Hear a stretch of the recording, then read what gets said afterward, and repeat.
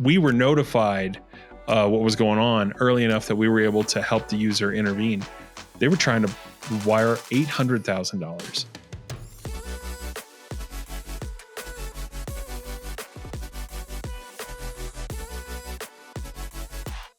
Travis, we're seeing a lot of people get scammed lately. And I know that's something that you, as a business owner of an IT company, you're seeing a lot of that. Just on the news, it's a topic that we hear constantly. We've covered some things about scams. Now let's talk about what you do when you've been scammed. So if you've been scammed, you're starting to go through the process of working through that. What are your next steps? Yeah, a very important question. I want to get right into it because if you're watching this video, maybe you just got scammed. So obviously, if you already have an incident response plan, good for you. If you don't, here you go. Here's what you need to do. If your scam involved a wire transfer, so if you just wired money to somebody who you should not have wired money to, the very first thing I want you to do is contact your bank. I want you to do what's called a swift recall, where you're going to try to pull that wire back. If you act quickly, you might be able to get that money back. But I mean, you need to act immediately to do that. The other thing you need to do is you need to contact whatever banks you think were involved in receiving that money, talk to their fraud department and tell them what happened. If you've got the information from the Swift recall, give that to them at that time and say, here's what I've initiated on my end. Get the banks involved immediately in trying to work as your advocate. The next thing you need to do is contact your information technology team. In fact, if you can do those two things simultaneously, do them, because you want your IT provider, MSP, IT team, whoever it is who helps you out with your technology, you want them immediately engaged in this problem.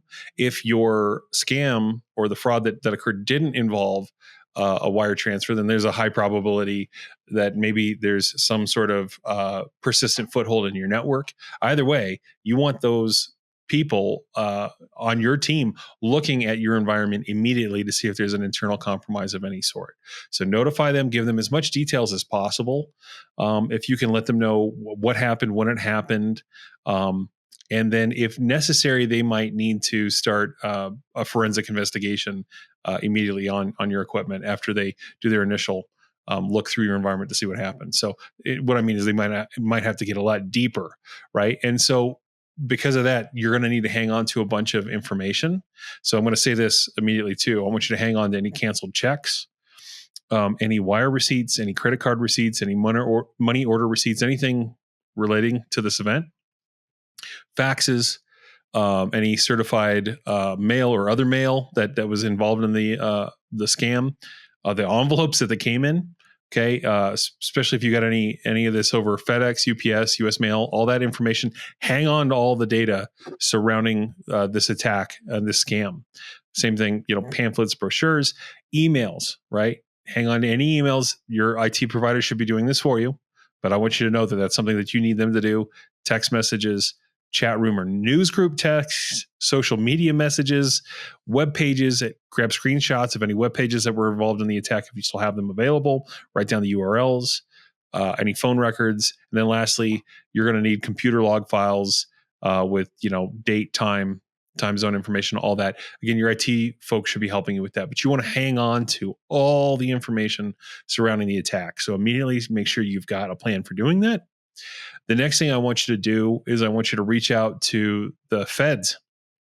Okay, there's going to be a document that we're going to put in the description here from Department of Homeland Security to dhs.gov website. It's a PDF on their website. It's going to give you a lot of information about who to contact and why.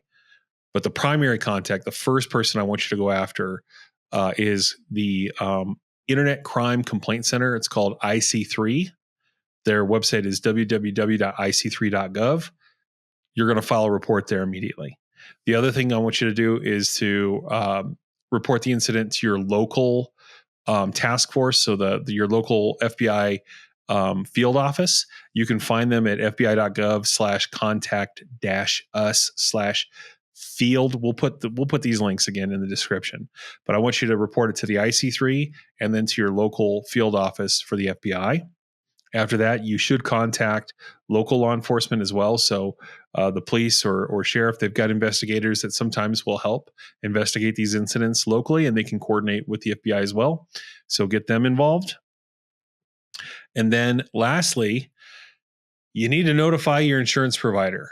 Okay. Your cyber liability insurance provider, you need to tell them, here's what's happened. And you need to get them starting to work in your behalf to cover you and your business to recover from this incident. A lot of people, they don't know where to turn. They don't know what to do next. Here, this is your playbook, right? This is your step-by-step incident response plan for you as a business owner.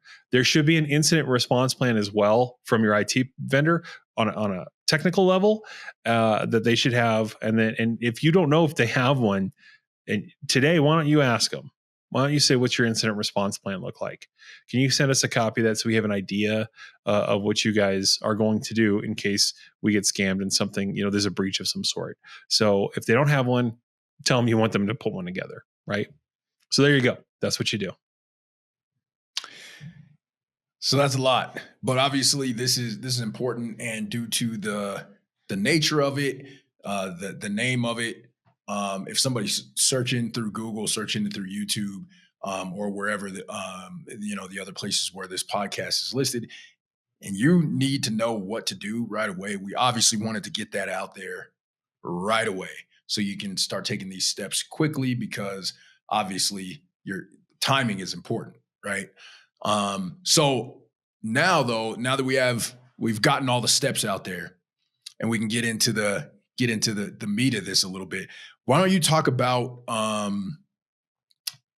how does this happen? So maybe give it like an example, because I know, like we mentioned, this happens a lot. You've seen incidents like this. Can you kind of give us a scenario where this something like this might happen?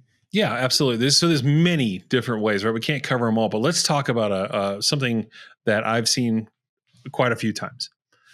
People will be targeted through email for wire fraud. The customer will get an email from an AOL account, a Gmail account, a Yahoo account, the same kind of account their customer has. And what they will do is they will change the name in that account by a one letter or a number or whatever. So it looks very similar to the customer's contact information that they're working with. And they'll tell them, hey, I want you to change the wire information instructions. I want you to send the money here instead of there, right? They'll do that. Now, how they get to that point of the attack, oftentimes they've already compromised your customer's email. They're already in there and they're watching the correspondence that's going on. And the reason they change the email address is because they don't want the customer to see that they've been sending these emails. They want this to happen outside. They don't want the responses coming back to the actual, customer as a recipient going, what are you talking about? I didn't ask you to do this. So that's why they make that, even though they're in the email, they make that other account. Now, sometimes they'll just shut you out of the email, but if they do that, then now maybe you're on alert, you've been shut out of your email. So they'll make a very similar, it's not quite spoofing, because spoofing is a specific thing, but they're going to make an imitation account, and then they're going to start working with your whoever, right? So where are you getting this money from? Maybe you just want a court case, you're getting a settlement. So now they're talking to your lawyer trying to get, your money wired to them. And so if you're the lawyer, you're sending this money for your client, you're sending it to the fraudster. Okay, maybe this is for a transaction for a business purchase, or some sort of large purchase or deal where you're wiring tens of thousands, hundreds of thousands or more to somebody. People are going to try to get in the middle of these transactions and divert those funds away to them. So that's usually how it happens. It usually happens via email. It can happen by phone. Okay.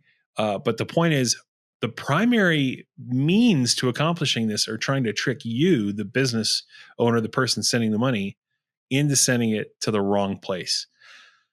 So, because of that, there are not often technical tools to prevent this. There are some tools that will prevent from a large, number of different types of attacks, or at least help reduce those attacks, right? Certain ways that they can go about them. But the biggest threat here is the people, right? It's the users in your organization. So what you're saying, Travis, is basically someone's having an email conversation. Somebody infiltrates that, switches up an email address, maybe by a letter, a number, a digit, um, infiltrates the conversation, presents their wire information, and then the person then sends money to them. And then here's a question: how or when do they find out that they sent money to the wrong person? Usually, When the real recipient, the real intended recipient reaches out and goes, "Hey, where's the money you were supposed to send me?" That's usually when they find out, right? So that could be days later. So, it's unfortunately something you don't know you've done until they tell you they didn't receive the funds. so that's probably a valuable piece of information too, because obviously trying to take care of these steps as quickly as possible, especially if you're not dealing with an IT department who potentially can, uh, potentially has protocols and everything. But getting to that, actually speaking of that, uh, a lot of this sounds like it'd be very difficult to prevent.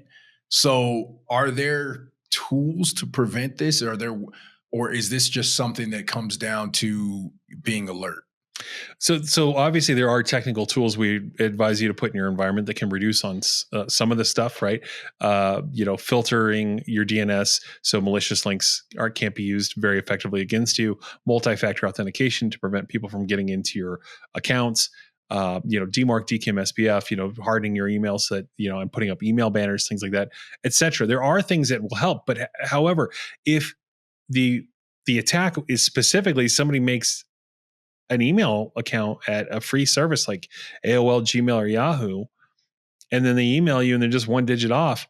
I mean, you're just sending money to the wrong person, right? You know what I'm saying? You're just sending money to the wrong account. There's no real technical way to prevent you from doing that per se. So what you need in that case, right, is you need process in your organization to prevent that from happening. A lot of this can be remediated by a phone call. So if somebody wants to change billing information, it requires that you pick up and call them and verify that they do in fact want to make this change and not just do it over email. I know one attorney who will not wire funds, refuses to wire them. You've got to come into their office and they've got to hand you a check. Okay. And I said, have you really never wired funds? They said, in the rare event where they did wire funds, they required a video call with their client and they recorded the video call and they kept all that. They keep all that information surrounding the transfer, but they make them come down and sign a piece of paper that says, here's how much money you're getting. Here's how much we're getting, and they go through the whole thing and you did receive the money and they do it all in person because they don't want to be subject to fraud. So you got to think about your business and what's practical for you, but do you have a process where more than one person is verifying the transfer and that somebody is actually verifying the customer on the other end of this transfer before it's sent? If you don't have that in place, then you are susceptible to these attacks. The second thing is, do you have security awareness training happening in your company? Is somebody technical giving training to your staff? Are you emulating phishing attacks as well? Are you actually proactively simulating phishing in your environment where your IT provider or your IT staff is sending emails to your staff to see who's susceptible to clicking on these things? You need somebody working in your behalf in your organization, actually finding out who's most susceptible to these types of attacks and then helping them, right? Readjusting them with a little bit more training, making them more vigilant. But this is overwhelmingly, this is a human problem. So it requires training and it requires process inside your organization. That's the way you got to go about it. Yeah, even if it costs a little bit more money, there's some putting these things in place, having that first layer of protection, with working with an IT company or working with somebody who's keeping watch and helping you with security. Um, it's worth it because you never know it's hard to know how much it prevents. Um, but if it prevents you one time from making a multiple tens of $1,000 or $100,000 or even into the $1 million mistake, then it's worth it. And then also this process and training, obviously that takes time, that takes effort, that takes some finances. But again, it's we can see the value there if it protects you. Um, and then also cyber insurance, which is something we've spoken about before as well. So yeah, having cyber these liability things, insurance. When I've seen these attacks, these are not happening for $100, $1,000. I've seen successful attacks. Recently, I saw one for $90,000 that succeeded. I saw one for I think around $190,000 a while back that succeeded. And again, there was no technical breach. This was not somebody infiltrating. This was somebody literally tricking someone in the company to send money to them. And the proper way to respond to that is to have an internal process inside the organization that would prevent somebody from just believing that the person they were talking to is really the intended target of those funds. I saw another attempt, but we were notified what was going on early enough that we were able to help the user intervene. They were trying to wire $800,000. They're going to go after you for all they can get from you. And if you're an organization that deals in large sums of money, if you're a law firm, if you do mergers and acquisitions, if you deal in real estate, and you're moving around large sums of cash, you are absolutely a target of this. I mean, you are the target. And so you do need to have the technical tools in place, because that is another avenue that they're going to go through. But you also need to have the training in place. And I'm going to say it again, you've got to have a process in place. Your IT provider can help you, guide you, but you've got to have an internal process in your company with regards to your accounting team and the way money is handled and the way that you verify that you're sending money to the right place. You've got to do that. You've got to have that in place. Well, super helpful information. Again, this is unfortunately something that is just a reality in the world we're living in right now. And if you haven't faced this as a business, there's a strong likelihood that you will, or that, maybe if you're working with, depending on who you're working with and what your processes are, maybe these things have already been prevented in your organization. But to wrap it all up, again, super important. You've been scammed. So someone's taken advantage. You sent money. What are the steps? What do you do?